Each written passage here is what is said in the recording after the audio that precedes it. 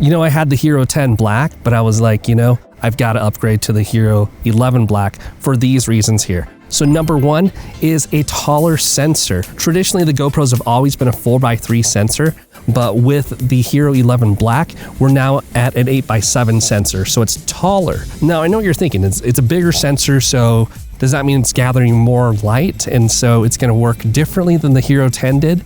No, that's not what it is at all. Meaning that it's gathering information more from the top and the bottom of the shots that you're getting. So even though it's not a complete square, what you can do is you can actually shoot, and then when you're shooting, you can gather your footage in post, and you can get either vertical video or horizontal video as well without worrying about losing too much. Okay, now I'm shooting in this 8x7 format.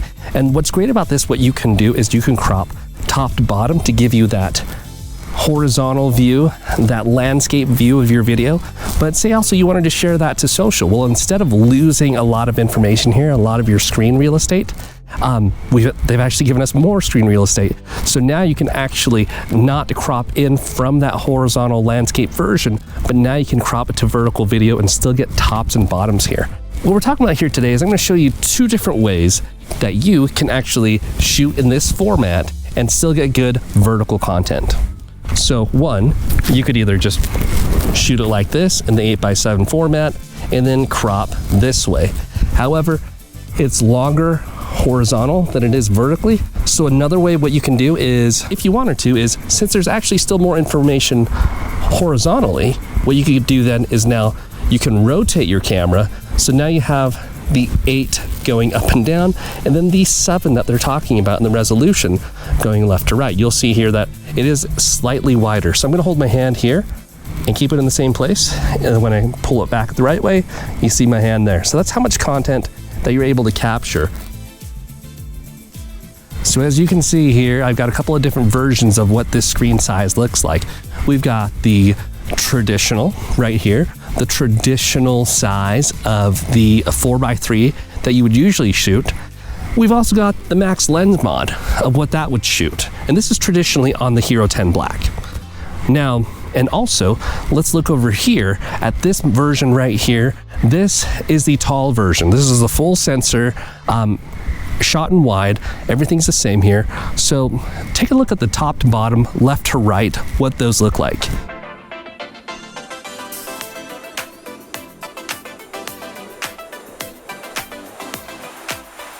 In this comparison here, we have both shots from the HERO11 Black. The shot on the left is shot with the max super view with the max lens mod on. Now keep in mind here, when you use the max lens mod, you could only shoot in 2.7K.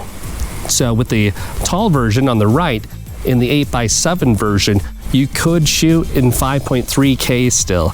And so that's what you see on the right, is 5.3K with wide. And so look at the tops and the bottoms, see how much more you're able to get. Also look at the left and the right. And yeah, you be the judge of it. How does it look? Is it actually worth getting the max lens mod? Another cool feature about the HERO11 Black is that you have that 8x7 sensor now, so you can shoot a little more than usual. But if you go down to a 4x3 mode, 4x3 crop, you get hyper smooth auto boost in all 4x3 modes. When you use hyper smooth, what happens is that it crops content. And so the content that you're shooting gets cropped into. But now they have hyper smooth auto boost. And what that means is that once you start moving in a really shaky way is then when it crops in. So let's see, I'm walking here. Oh, I almost tripped too. Jeez, there's a hole there. And then let's see if I start moving and running and then I start shaking the camera. Does it crop in a little bit? And then as I stop, does it zoom itself back out? It's very, very slightly there. So traditionally with the max lens mod, what you can do is you can rotate the camera all the way around and it would keep the horizon level. So look at the horizon here behind me. Now I'm rotating it to the right. You'll notice by the way my arm's moving that I'm doing this. So what you can do is you can set this on horizon lock. And traditionally what you would do is with the max lens mod, you would put it on and you can rotate all the way around. Now here's a couple of changes here. Is for horizon lock to work, is that you can't use it in 8x7 mode. You have to go to at least a 4x3 mode. Also, when you're shooting in an 8x7, your only option is wide lens. Now, when you go down to 4x3 and you turn on horizon lock, it's also going to turn it into linear mode, or linear plus mode. I think I see a plus in there.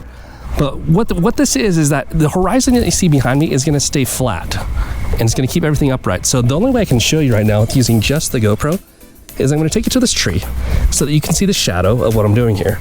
So as I rotate the camera all the way around, it should keep that picture locked to that horizon that we started on. See, so I just did a full 360 spin on the top of it.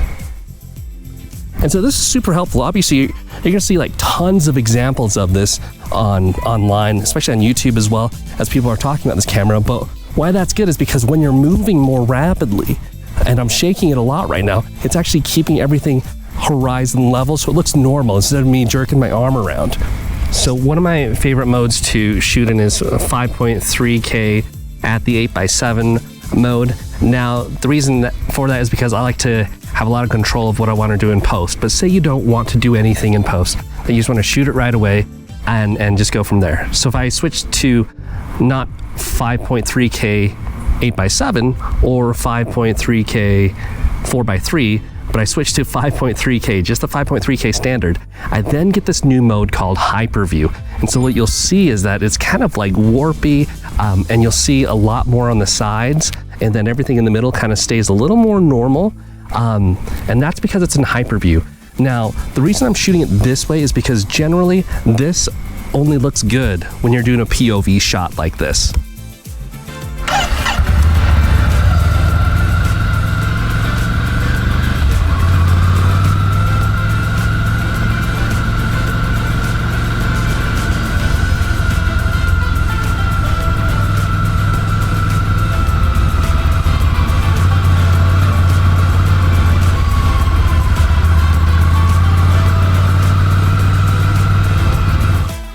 Okay, so this next feature is probably one of like the serious top features of the new camera here, is that now we're shooting from 8-bit color to 10-bit color now.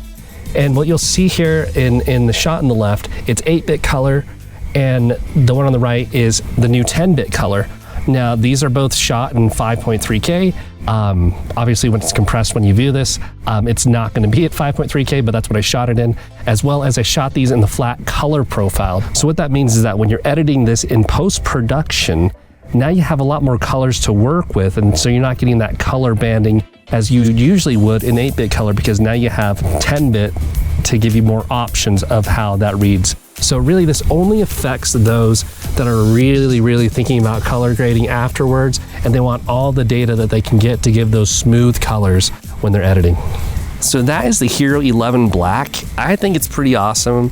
I'm really excited to use this camera because the thing is, at the end of the day, it still is a GoPro. It still is a smaller sensor, but still, since it's a GoPro, it's easier to carry around and to use, and it's just a lot more fun to use. So like if you're on vacation or on trips and stuff, it's easier to have this with you, plus your phone if you need that, which your phone's always with you, rather than carrying your giant camera around with you. And it's just fun because you could stick it into places and get those different shots and angles that you would typically not be able to get with a traditional camera. So with that said, I'm curious to know, are you upgrading from, and if you are, which version are you upgrading from?